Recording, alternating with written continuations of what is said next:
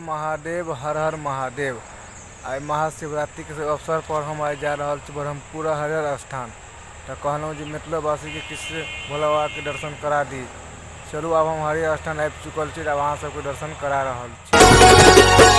जन्म दिलो मुदा सुधिन लेलो यो भोला बाबा विपत्ति दो दिलो।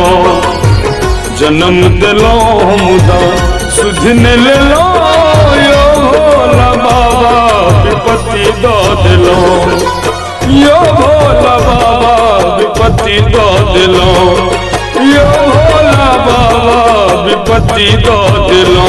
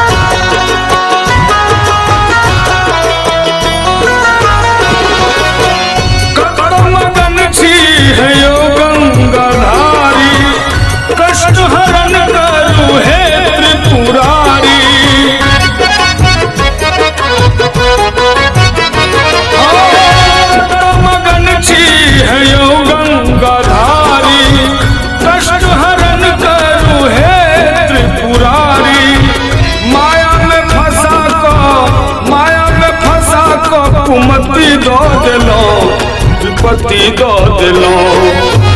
जन्म दिलो मुदा सुधिन लेलो यो भोला बाबा विपत्ति दो दिलो। यो भोला बाबा विपत्ति दो दिलो। यो भोला बाबा विपत्ति दो दिलो।